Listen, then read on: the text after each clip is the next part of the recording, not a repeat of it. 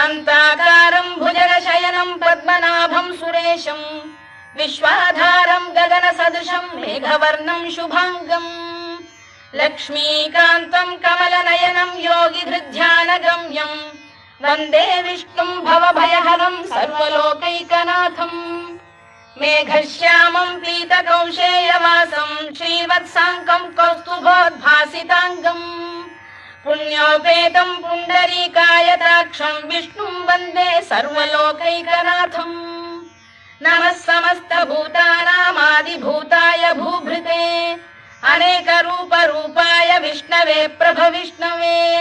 सशङ्खचक्रं सकिरीटकुण्डलं सपीतवस्त्रं सरसीरुहेक्षणं